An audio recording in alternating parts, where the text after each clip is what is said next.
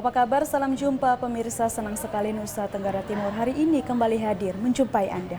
Ya pemirsa, sejumlah informasi menarik dan teraktual dari berbagai wilayah di Nusa Tenggara Timur kami siapkan untuk Anda. Mengawali jumpa kita berikut 3 cuplikan berita utama.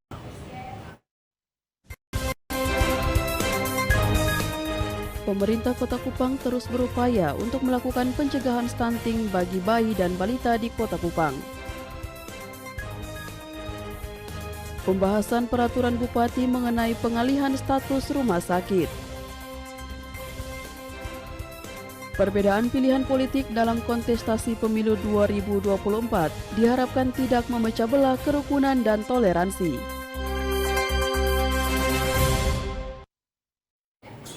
Cuplikan berita utama tadi akan kami rangkai dengan sejumlah informasi menarik lainnya bersama saya Nini Lese. Dan saya Diki Balo. Pemirsa, inilah Nusa Tenggara Timur hari ini selengkapnya untuk Anda.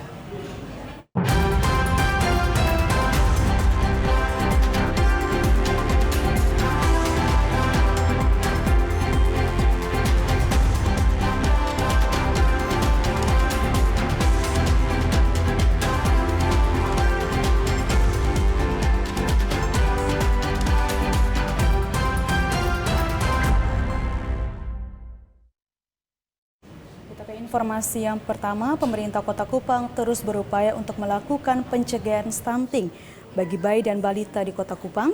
Salah satunya adalah dengan melakukan kolaborasi kerja dengan UNICEF dalam menciptakan sumber daya kader posyandu berkualitas sebagai garda terdepan dalam mengedukasi masyarakat mengenai pentingnya pencegahan stunting di Kota Kupang.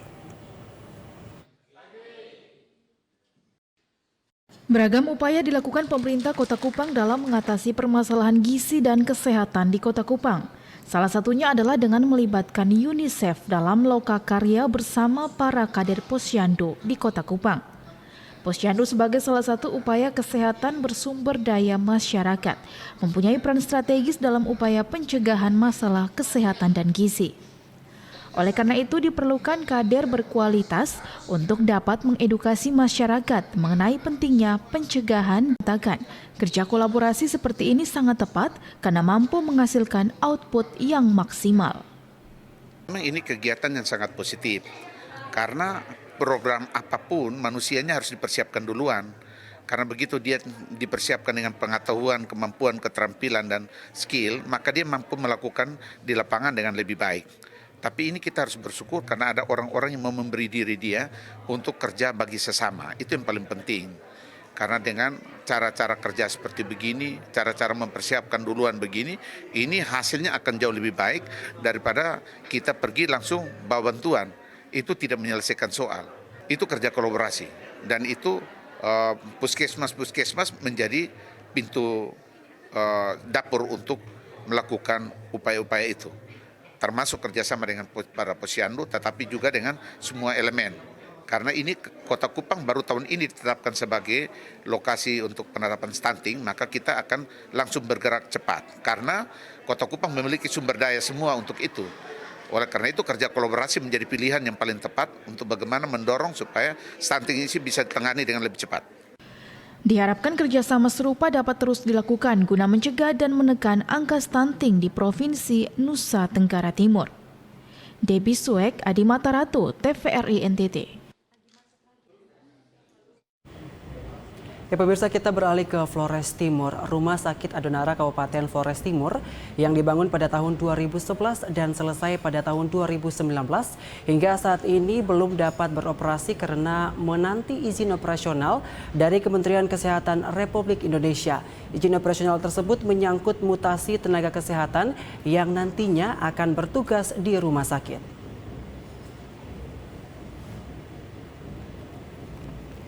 Menurut Kepala Dinas Kesehatan Flores Timur, Dr. Agustinus Ogi Silimalar, secara fisik Rumah Sakit Adonara telah rampung sejak tahun 2019, namun hingga saat ini belum dapat dimanfaatkan sebagai sarana kesehatan bagi masyarakat di Pulau Adonara. Karena masih menunggu izin operasional dari Kementerian Kesehatan, termasuk usulan mutasi 50 tenaga kesehatan yang telah diajukan Dinas Kesehatan dan direkomendasikan dari Kementerian Kesehatan.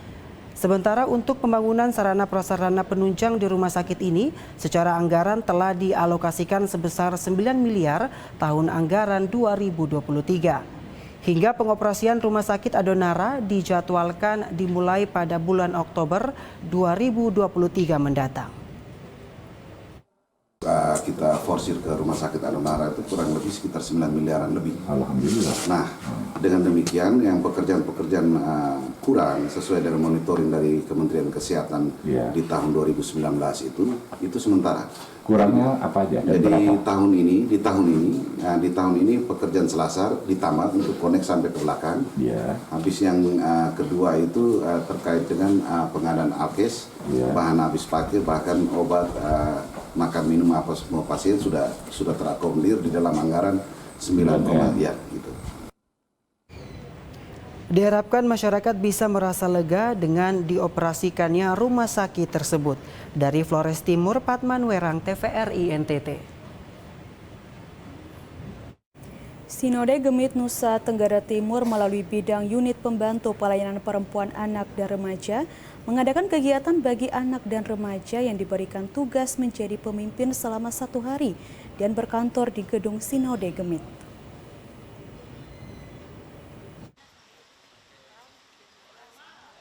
Sinode Gemit NTT melalui bidang unit pembantu pelayanan perempuan dan pelayanan anak remaja mengadakan kegiatan One Day Take Over Office berkaitan dengan Hari Anak Nasional yang diperingati setiap tanggal 23 Juli.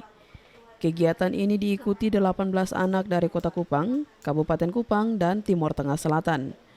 Selama 1 hari, anak-anak akan diberikan tugas untuk memimpin dan mengisi beberapa jabatan penting yang ada di Sinode Gemit, serta melakukan koordinasi dengan bidang lainnya.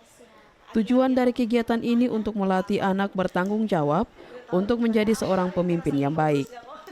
Salah seorang siswa kelas 3 Sekolah Menengah Pertama Negeri Amarasi Barat Kabupaten Kupang, Kendi Giordano Loban Ora, yang terpilih sebagai Ketua Sinode Gemit NTT mengatakan, dirinya sangat senang dapat terpilih bersama teman-teman untuk belajar tentang kepemimpinan di kantor Sinode Gemit selama 1 hari. Hari ini saya menjabat sebagai Ketua Sinode Gemit. Perasaan saya hari ini sangat senang dan juga luar biasa karena bisa diberikan partisipasi untuk menjalankan tugas dan kewajiban sebagai Ketua Sinode Gemit.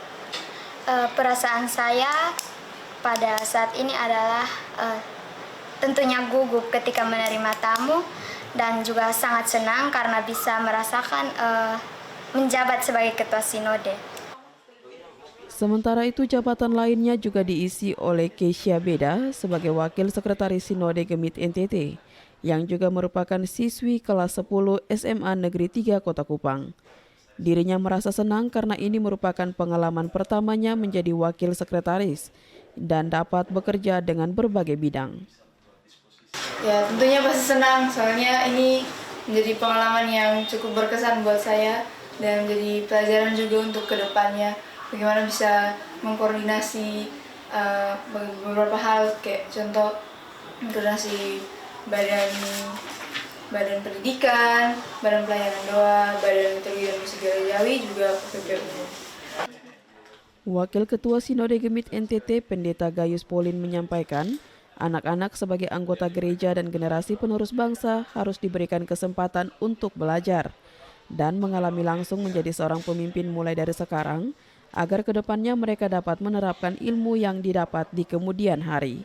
Di Gereja Masih Injil di Timur, mereka adalah penerus dan sebagai penerus mereka mesti diberi ruang, kesempatan sebanyak-banyaknya dari sekarang, dan dengan ruang yang diberikan mereka bisa belajar dan secara langsung melihat apa yang dikerjakan oleh pemimpin-pemimpin Gemit sekarang.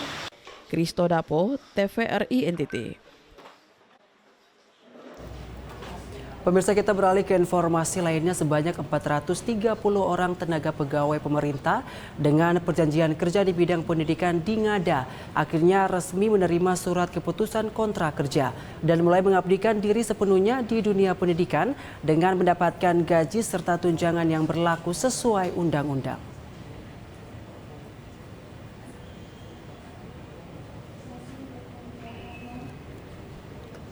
Bertempat di pendopo Taman Kartini Bajawa, sebanyak 430 orang tenaga pegawai pemerintah dengan perjanjian kerja mendapatkan surat keputusan kontrak kerja yang langsung ditandatangani oleh Bupati Ngada. Disaksikan Wakil Bupati dan Sekda Ngada serta unsur pimpinan ODP lainnya, para guru mendapatkan surat keputusan dan akan ditugaskan sesuai penempatan wilayah kerja di sekolah yang sudah tercantum dalam surat keputusan yang ada. Jabatan fungsional guru telah ditetapkan oleh BKN Regional 10 Denpasar dan berdasarkan keputusan Bupati Ngada nomor 484 tahun 2023 dengan lama perjanjian kerja selama 5 tahun berlaku sejak 1 Juni 2023 sampai 31 Mei 2028. Kepada 430 pegawai P3K, Bupati Ngada Andreas Paru meminta agar dalam pelaksanaan tugas harus bekerja secara maksimal sesuai dengan aturan yang berlaku serta berharap mutu pendidikan di Kabupaten Ngada bisa mengalami peningkatan sehingga kemampuan daya saing anak didik tidak kalah dengan daerah lain yang lebih maju dalam hal sarana maupun prasarana pendidikan. Tenaga P3K ini akan menerima SK. Nah, tentunya diharapkan mereka sudah bisa melakukan tugas-tugas pendidikan. Karena ini rata-rata guru dan hari ini akan diterimakan SK sehingga mereka sudah mulai membantu melaksanakan tugas-tugas pendidikan yang saat ini memang dirasakan masih sangat kurang. Tenaga guru dalam rangka mewujudkan visi pembangunan Kabupaten Ngada yaitu unggul masyarakat Ngada yang unggul dalam upaya meningkatkan kualitas sumber daya manusia. Nah, oleh karena itu kehadiran tenaga P3K ini memang sangat diharapkan untuk bisa mendongkrak Kabupaten Ngada dalam hal pendidikan yang pada akhirnya akan bermuara pada peningkatan kualitas sumber daya manusia. Dengan kehadiran 430 tenaga pendidik pegawai pemerintah dengan perjanjian kerja di ruang lingkup pemerintah Kabupaten Ngada ini bisa menutupi kekurangan tenaga guru yang selama ini menjadi kendala utama dalam upaya peningkatan mutu pendidikan di Kabupaten Ngada, khususnya kebutuhan guru di daerah terpencil. Dari Kabupaten Ngada, Lexi Nunu, TVRI NTT. Pemerintah Kabupaten Ngada bekerja sama dengan salah satu lembaga keuangan Kabupaten Ngada melakukan launching pembayaran pajak bumi dan bangunan dengan memanfaatkan sistem digital yang lebih mudah dan aman dalam melakukan pembayaran serta mencegah terjadinya pungutan liar yang sangat merugikan masyarakat.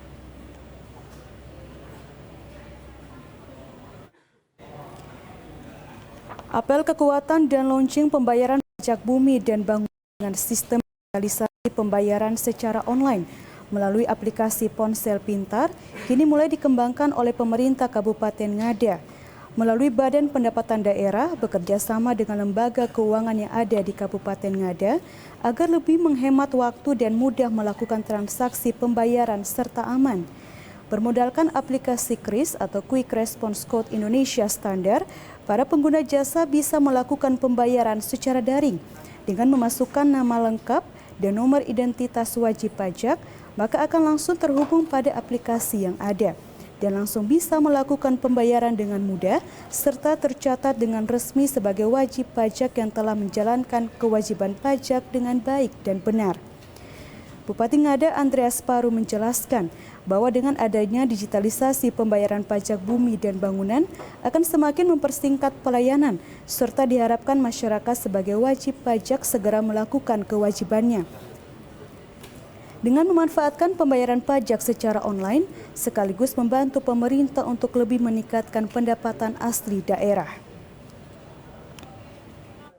hari ini telah dilaksanakan launching pembayaran PBB, pajak bumi bangunan, pedesaan dan perkotaan melalui kanal KRIS ya. Karena selama ini masih dilakukan secara manual, yaitu petugas pungut ya, petugas pungut, dan ini dirasakan itu mengeluarkan biaya yang cukup besar. Sementara kita sudah berada di era digitalisasi. Nah, oleh karena itu, langkah upaya-upaya strategis ya, inovasi-inovasi yang dilakukan oleh dinas terkait, Badan Pendapatan Daerah, dengan melakukan kerjasama dengan berbagai pihak, perbankan maupun pihak-pihak lain yang ingin memudahkan melakukan efisiensi terhadap pembayaran PBB ini kita lakukan.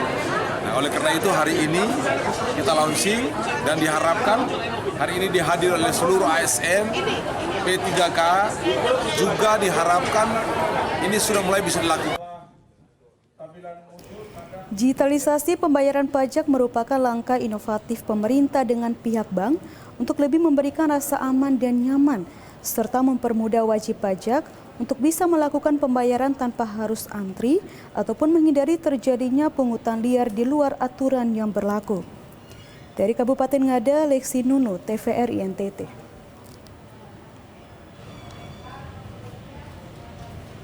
Ya pemirsa, informasi lainnya akan kami hadirkan setelah jeda pariwara berikut ini.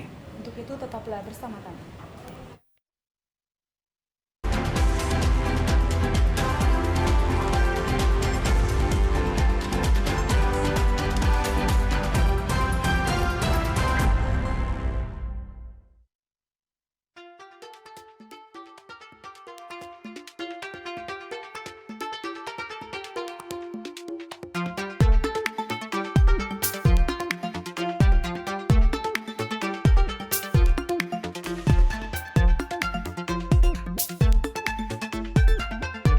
Nusa Tenggara Timur memiliki spirit yang luar biasa untuk membangun kehidupan menjadi lebih baik.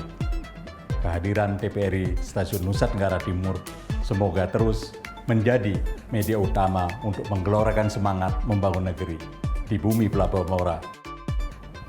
Dirgahayu TVRI Nusa Tenggara Timur, Ketongpong TV.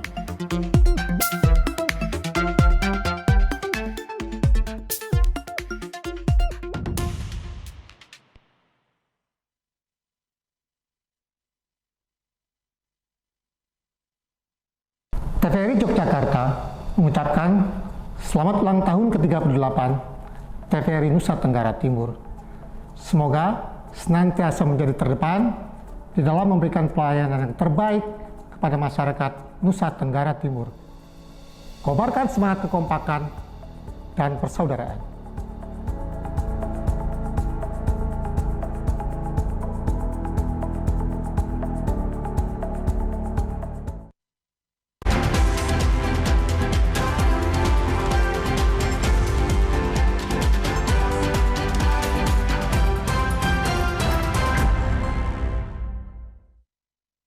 Terima kasih pemirsa, Anda masih bersama kami.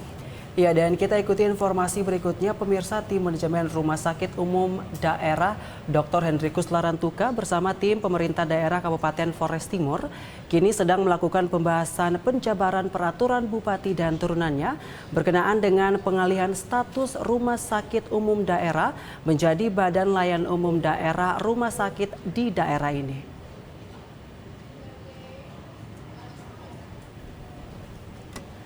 Menurut Dr. Paul Lameng, Kepala Bidang Rekam Medik dan Humas Rumah Sakit Dr. Hendrikus Fernandes Larantuka, saat ini tim rumah sakit dan tim Pemda Flotim sedang membahas 12 perbub peraturan tentang Badan Layanan Umum Daerah Dr. Hendrikus Fernandes Larantuka.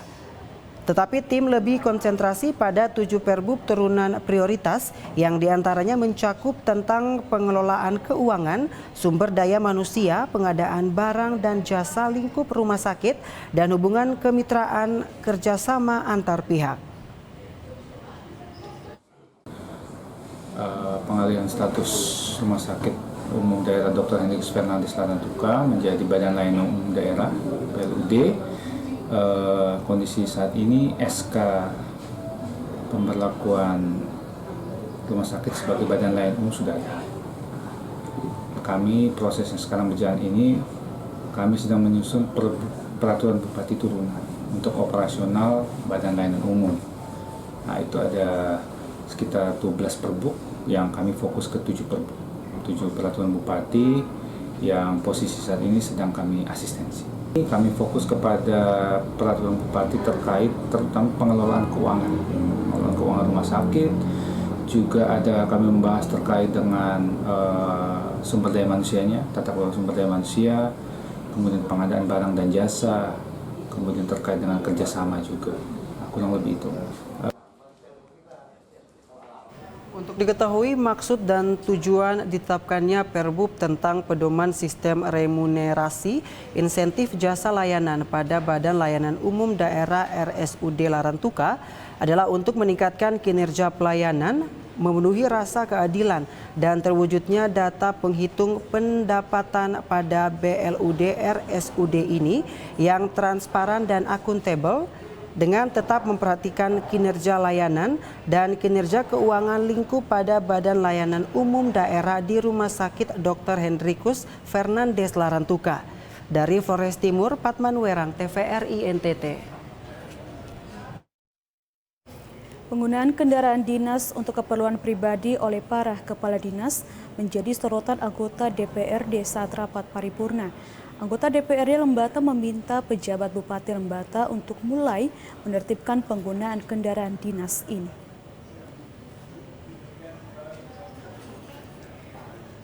Anggota DPRD Kabupaten Lembata Antonius Molan Laumara menyoroti maraknya penggunaan mobil dinas untuk keperluan pribadi oknum kepala dinas di Kabupaten Lembata. Hal ini dikatakan saat rapat paripurna DPRD Kabupaten Lembata, Senin 31 Juli 2023. Anton mengatakan, penggunaan kendaraan dinas untuk keperluan para kepala dinas ini semakin marak terjadi. Ironisnya, hal seperti ini dianggap hal biasa dan sudah menjadi rahasia publik di Kabupaten Lembata. Ia mendesak pejabat publik Bupati Lembata, Mateus Tan, untuk segera menertibkan kendaraan dinas yang digunakan di luar keperluan kantor. Di antaranya adalah dengan menerbitkan perda tentang penertiban kendaraan dinas Pemda Lembata. Menurutnya, selain cepatnya penyusutan nilai guna kendaraan, penggunaan kendaraan dinas di luar keperluan kantor juga turut membebankan keuangan daerah untuk pengisian BBM. Kendaraan dinas itu kan ada dua, mobil jabatan dan mobil operasional. Kalau mobil jabatan itu untuk pimpinan DPRD, Bupati, Sekda. Saya kepala dinas itu tidak punya mobil jabatan, yang ada itu kendaraan operasional. Jadi kalau kendaraan operasional ya dipakai untuk urusan operasional di kantor. Jangan dibawa ke gereja, ke masjid, jangan dibawa ke pesta. Orang malah muat keluarga, muat segala macam. Urusan kita tolong rakyat, kendaraan tidak ada. Tapi kalau mereka punya urusan keluarga di pesta-pesta segala macam, itu ngeri-ngeri. Abang ini pemerintah seperti apa, Bang? Pak Bupati sendiri? Sampaikan tadi di paripurna. Saya bila perlu mengusulkan perda penertiban kendaraan dinas. Karena kalau itu ditertibkan, itu sangat banyak uang yang dihemat. Masalahnya, mereka pakai urus keluarga, tapi biaya operasionalnya dari kantor. Dari kantor ya? Iya. Kalian tanggung. Begitu, itu kan rahasia umum, Pak. Menanggapi hal ini, pejabat Bupati Lembata Mateus Tan mengatakan pihaknya akan melakukan penetapan dengan langkah pertama memberikan surat imbauan atau peringatan kepada para ASN khususnya Kepala Dinas Lingkup Pemda Lembata. Andri Atagoran, TVRI NTT. Pemirsa, kita beralih ke Timur Tengah Selatan. Bupati Timur Tengah Selatan pastikan berbagai komoditi hasil tanam ODP di Pemda TTS pada kebun contoh Civic Center seluas 50 hektar segera panen dalam minggu ini sebagai upaya pemerintah dalam menekan inflasi ekonomi di Kabupaten Timur Tengah Selatan.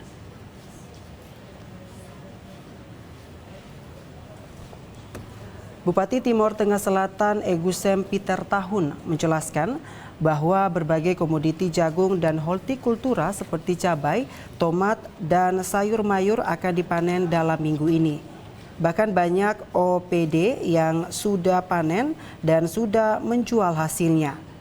Tujuan pemerintah untuk membuat kebun contoh di lokasi Civic Center adalah untuk memberikan motivasi kepada masyarakat agar tidak meninggalkan lahan yang ada di pekarangan tidur tanpa diolah.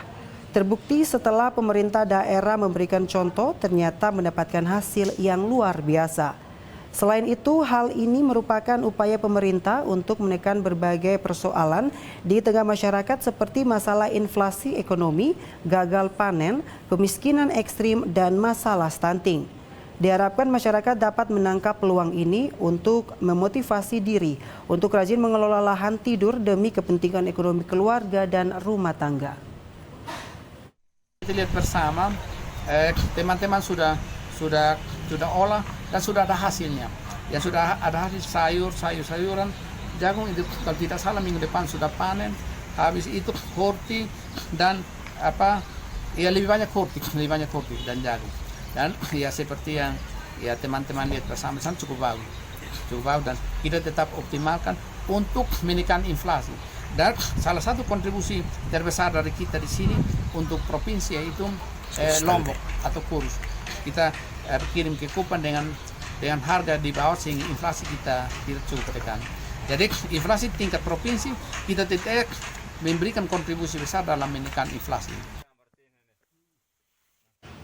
Bupati menambahkan khusus masalah inflasi ekonomi Kabupaten Timor Tengah Selatan sudah keluar dari persoalan tersebut.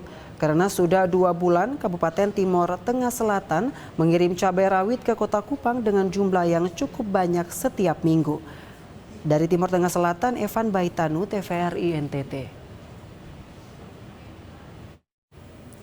Perbedaan pilihan politik dalam kontestasi pemilu 2024 diharapkan tidak memecah belah kerukunan dan toleransi masyarakat adat di Nusa Tenggara Timur yang sudah dibangun dan dijaga baik oleh seluruh masyarakat.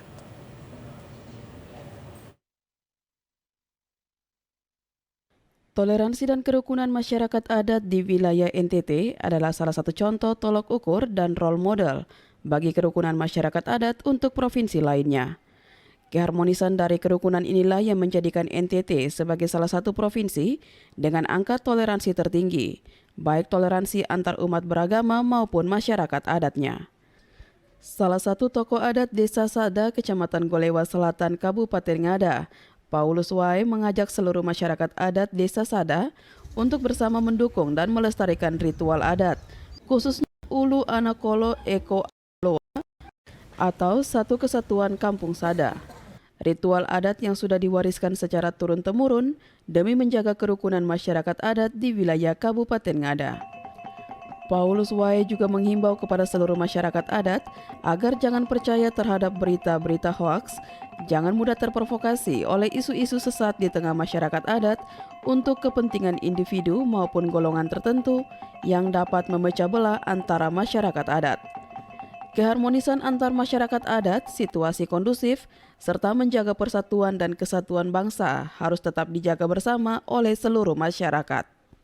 Tokoh adat, tokoh masyarakat, dan tokoh agama Desa Sada, Kecamatan Golewa Selatan, Kabupaten Ngada.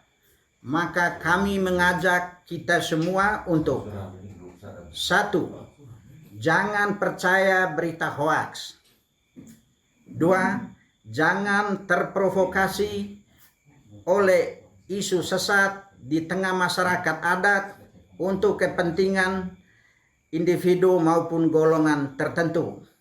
3. Membina persatuan dan kesatuan anak bangsa. 4. Mendukung Polda NTT mensukseskan pemilu 2024 di wilayah Kabupaten Ngada.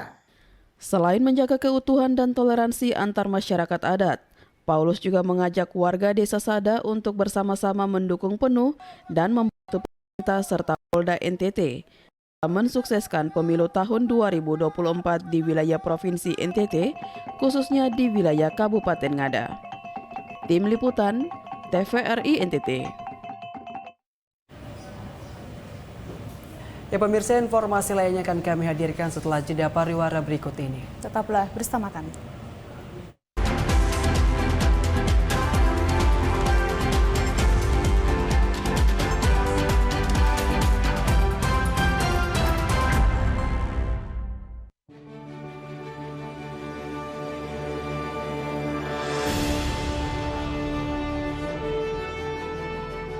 Assalamualaikum warahmatullahi wabarakatuh.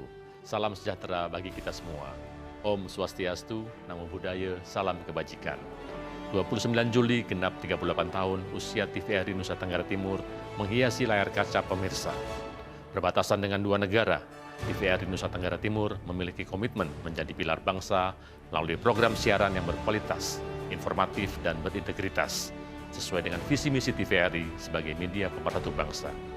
Saya, Direktur Utama LPP TVRI, mengucapkan selamat hari ulang tahun ke-38 TVRI Nusa Tenggara Timur, TVRI NTT, Katongpung TV.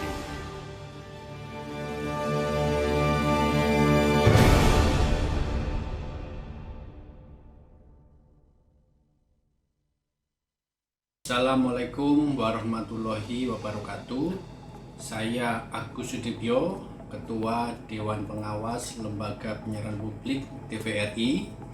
Saya mengucapkan selamat ulang tahun yang ke-38 untuk TVRI Nusa Tenggara Timur. Semoga di usia 38 tahun ini TVRI Nusa Tenggara Timur semakin jaya, semakin besar dalam berkontribusi untuk pembangunan dan kejayaan masyarakat Nusa Tenggara Timur.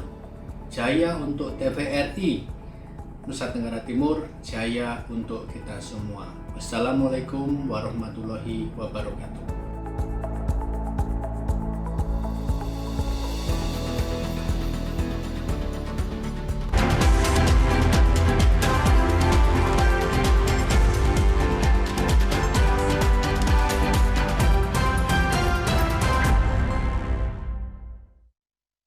Terima kasih pemirsa, Anda masih bersama kami. Ya pemirsa, kita lanjutkan informasi berikutnya. Film dokumenter pendek Muro Welo Matang karya Lingkar Timur Documentary berhasil menyabet juara 1 lomba video yang digelar CTSS Institut Pertanian Bogor. Film mengisahkan komunitas masyarakat adat di Lembata yang berhasil menjadi kawasan Laut Teluk Nuhanera dengan tradisi Muro.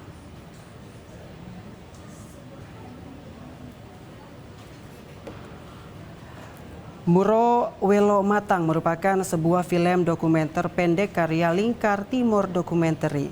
Mengisahkan tradisi masyarakat adat di Lembata yang berhasil menjaga kawasan laut di Teluk Nuhanera, film ini mampu mengelaborasi tradisi Muro yang berkontribusi terhadap keberlangsungan ekosistem kawasan laut di Teluk Nuhanera, Kabupaten Lembata.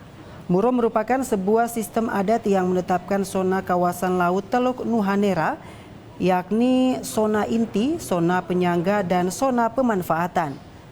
Film yang disutradarai Alfred Ike Wurin ini berhasil menyabet juara 1 lomba video pendek dokumenter yang digelar Lembaga Penelitian dan Pengabdian kepada Masyarakat CTSS Institut Pertanian Bogor. Selain mendorong optimalisasi peran budaya dan tradisi dalam menghadapi tantangan perubahan iklim, film Muro Welo Matang juga menegaskan bahwa peran anak muda di Nusa Tenggara Timur dapat diandalkan untuk mengkampanyekan isu perubahan iklim lewat berbagai kreativitas termasuk karya audiovisual. Jadi satu kebanggaan untuk kami dari Lingkar Timur Dokumentari ketika film yang kami buat ini bisa mendapatkan posisi pertama dalam kompetisi dokumenter pendek CTSS IPB Bogor. Film yang kami buat ini membawa pesan kepada dunia bahwa budaya dan tradisi yang diwariskan oleh leluhur masyarakat adat Lama Holot kepada masyarakat Lama Holot yang sekarang juga memiliki peran yang cukup penting dalam adaptasi dan mitigasi perubahan iklim. Kepala CTSS Institut Pertanian Bogor, Profesor Damayanti Bukori mengatakan kontes esai dan video pendek dokumenter ini diselenggarakan karena munculnya keprihatinan atas arus modernisasi yang dapat menggerus kearifan lokal. Modernisasi ini juga berpotensi menghilangkan kearifan lokal dari kekhasan ilmu pengetahuan saat ini. Andri Atagorang, TVRI NTT. Dalam rangka menjaga serta melestarikan alam sekitar, sekaligus memperingati Hari Mangrove Sedunia, Pembangkit listrik tenaga uap Propa melakukan penanaman 1.000 pohon mangrove di Desa Uludala, Kecamatan Maurole.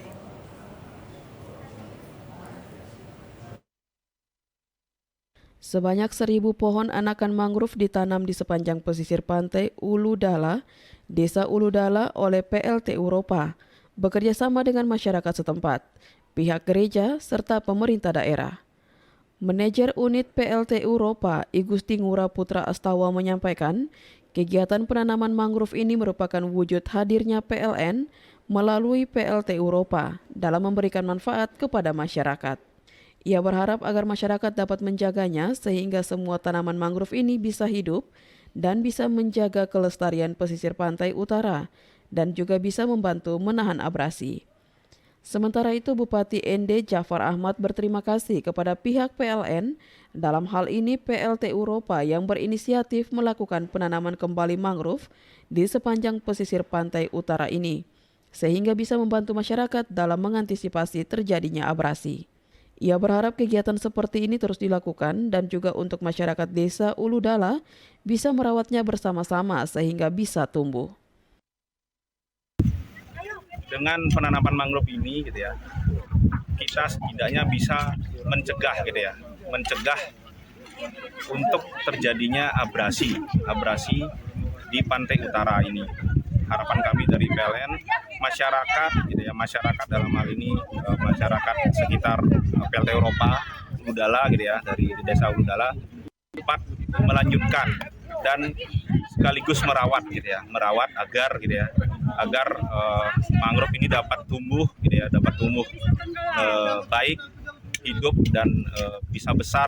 Yang menyampaikan terima kasih kepada Petropa yang menginisiasi penanaman kembali mangrove di pantai utara. Awalnya baik ini, sekitar di saat sampai pada saya, tolong akan sedikit-sedikitnya pantai, karena kita sudah pantai. Ini saya senang sekali tadi, karena selagi sudah ada camat desa sudah. Itu ke depan itu saya mengikuti kepada desa di pantai. Dari Kabupaten ND, Obitani, TVRI NTT. Ya, pemirsa, klub sepak bola Persebata Lembata telah melakukan seleksi pemain untuk turnamen Eltari Memorial Cup 2023. Ketua Aska PSSI Kabupaten Lembata Linus Beseng di Leoleba mengatakan sebanyak 30 pemain telah diseleksi melalui turnamen Piala Bupati Lembata beberapa waktu lalu.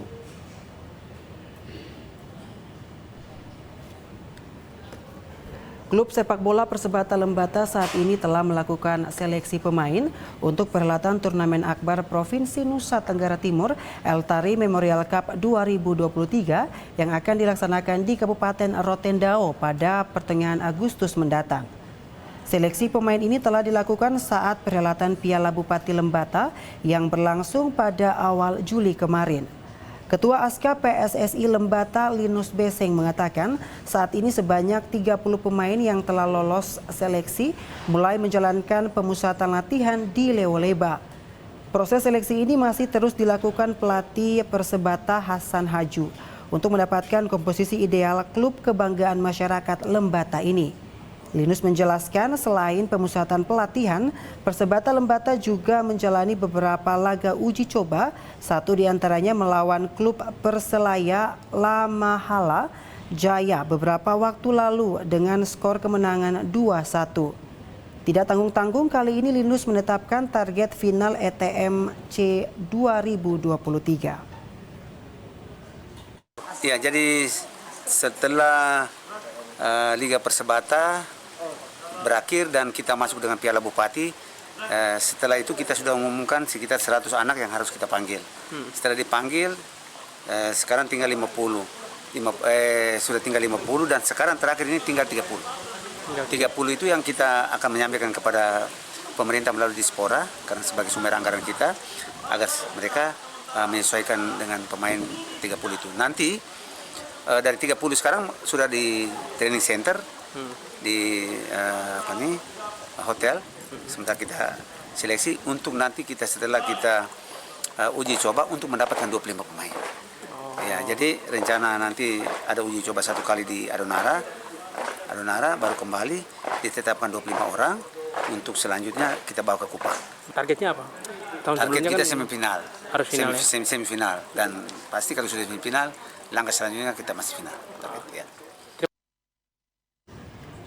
Target juara ETMC 2023 pun masih dianggap realistis, mengingat pada perhelatan ETMC 2022 lalu, Persebaya Lembata berhasil mencapai final meski kalah dari PRCND melalui drama adu penalti. Andri Atagorang, TVRI NTT. Informasi lainnya masih akan kami hadirkan usai jeda pariwara berikut. Ya, dan tetaplah bersama kami di Nusa Tenggara Timur hari ini.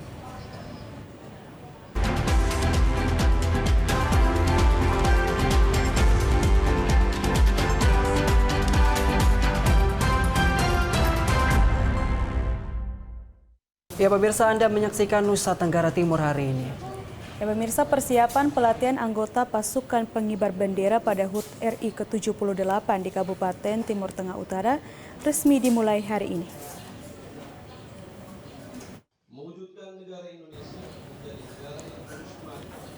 Inilah para siswa sekolah menengah atas yang akan bergabung dan dilatih menjadi calon anggota pasukan pengibar bendera atau Paskibra di Kabupaten Timur Tengah Utara pada perayaan HUT ke-78 tahun Republik Indonesia tanggal 17 Agustus mendatang. Bertempat di lobi kantor Bupati TTU, Bupati Juandi David pagi tadi telah membuka secara resmi kegiatan pelatihan bagi para calon anggota Paskibra tersebut yang ditandai dengan penyematan kartu peserta kepada perwakilan pelatih dan calon anggota Paskibra. Mereka akan menjalani latihan selama kurang lebih 2 minggu kepada seluruh peserta calon Paskibra TTU. Bupati berpesan agar mengikuti kegiatan pelatihan itu dengan baik hingga nantinya bisa mengikuti tahapan pengukuhan dan resmi menjadi Paskibraka Kabupaten TTU. Tidak semua siswa bisa lolos seleksi macam adik-adik. Dan kalau sudah lolos harus dimanfaatkan sebaik-baiknya. Jangan sampai ada pelatih berlatih untuk supaya gerakannya itu disiplin bagus, waktunya disiplin bagus, terus tidak ditaati. Akhirnya mengecewakan, akhirnya keluar. Akhirnya yang malu siapa? Yang malu akhirnya diri sendiri dan orang tua pasti malu. Peserta kegiatan pelatihan calon Paskibra Kabupaten Timur Tengah Utara ini merupakan hasil seleksi dari berbagai sekolah tingkat SMA sederajat yang ada di wilayah tersebut. Mereka akan dilatih dan dibimbing oleh sejumlah pelatih dari kepolisian, TNI Angkatan Darat, dan para Purna Paskibra dengan berbagai materi pelatihan terutama baris berbaris dan cara mengibarkan bendera dengan benar. Joseph Praso, TVRI NTT. Pemirsa, kita ke Kabupaten Kupang sebagai upaya meningkatkan ekonomi keluarga sebanyak 30 orang ibu rumah tangga di Desa Oesau dilatih daur ulang sepatu menjadi sepatu bercorak bernilai jual tinggi.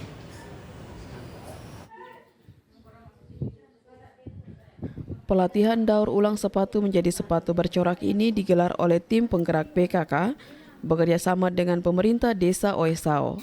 Dengan melibatkan sebanyak 30 orang ibu rumah tangga di Desa Oesau, Kecamatan Kupang Timur. Ketua Tim Penggerak PKK Desa Oesau, Angelina Pauline Ambone, mengatakan pelatihan ini merupakan upaya meningkatkan ekonomi rumah tangga. Karena itu, sejauh ini dalam setiap rumah tangga di Desa Oesau yang bertanggung jawab atas ekonomi keluarga hanyalah kepala keluarga. Tetapi ibu rumah tangga juga memiliki potensi untuk membantu kepala keluarga dalam meningkatkan ekonomi keluarga. Untuk itu, melalui pelatihan ini, semua ibu rumah tangga akan belajar untuk melakukan daur ulang sepatu menjadi sepatu bercorak yang bisa dijual dan hasilnya akan dimanfaatkan untuk kebutuhan dalam rumah tangga. Diharapkan setelah pelatihan ini semua ibu rumah tangga memiliki keterampilan yang baik dan bisa memproduksi sendiri sepatu daur ulang di rumah masing-masing. Untuk kedepannya ada pelatihan-pelatihan lain, bukan hanya dari daur ulang sepatu bekas, tetapi kedepannya mungkin ada kegiatan yang jauh lebih besar daripada ini. Itu harapan kami dari Ketua PKK.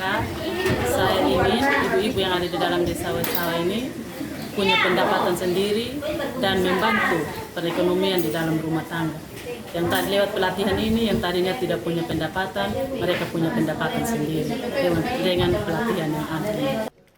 Sementara itu, Kepala Desa Oesao, Adri Daniel Polin mengatakan, pelatihan daur ulang sepatu bekas dari kain tenun atau corak ini bersumber dari dana desa untuk mendukung upaya peningkatan ekonomi masyarakat Desa Oesao, terutama dalam hal ini ibu-ibu rumah tangga.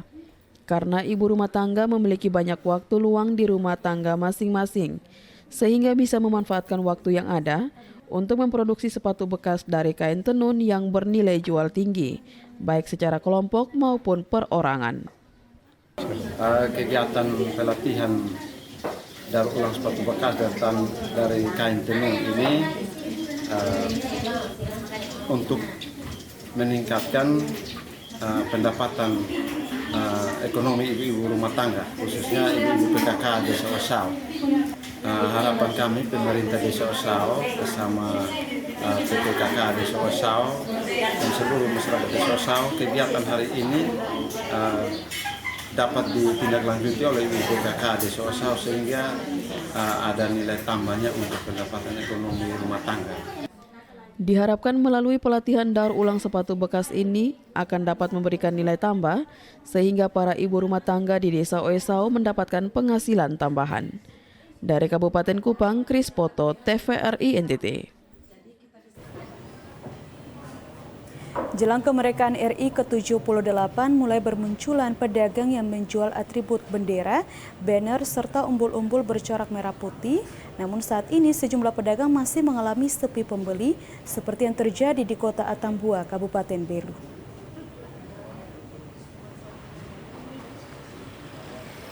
Beginilah suasana di salah satu lapak pedagang yang menjual atribut HUT kemerdekaan RI di Kota Atambua, Kabupaten Belu.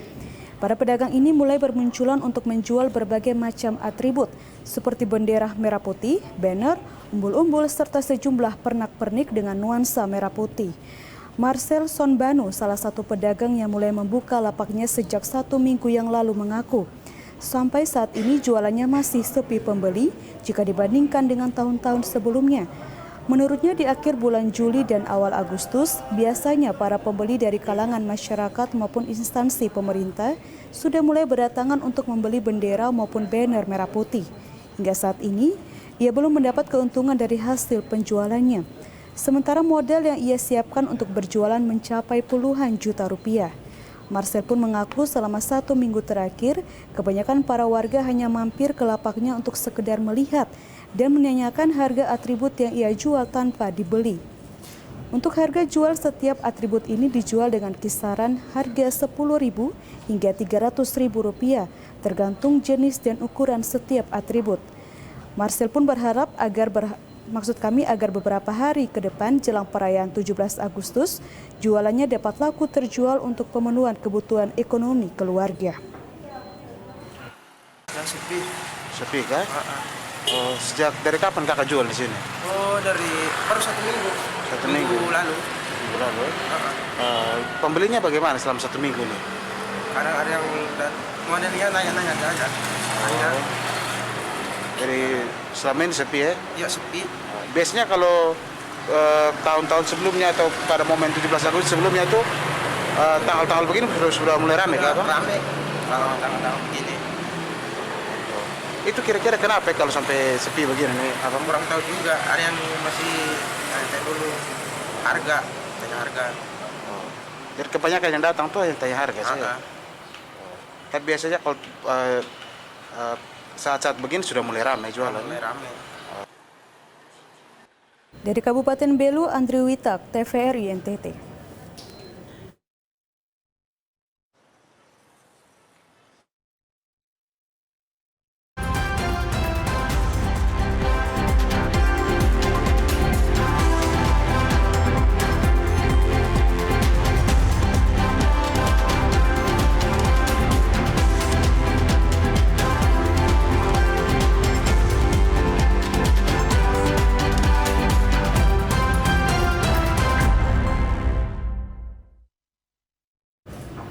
Dan pemirsa, informasi tadi sekaligus mengakhiri perjumpaan kita hari ini. Ya, dan terus saksikan Nusa Tenggara Timur hari ini yang menyajikan informasi secara santun, lugas, dan berimbang hanya di TVRI NTT Media Pemersatu Bangsa. Akhir kata saya Balo. Dan saya Nini Lesti mewakili seluruh kerabat kerja yang bertugas mengucapkan terima kasih atas kebersamaan Anda. Selamat melanjutkan aktivitas Anda dan sampai jumpa.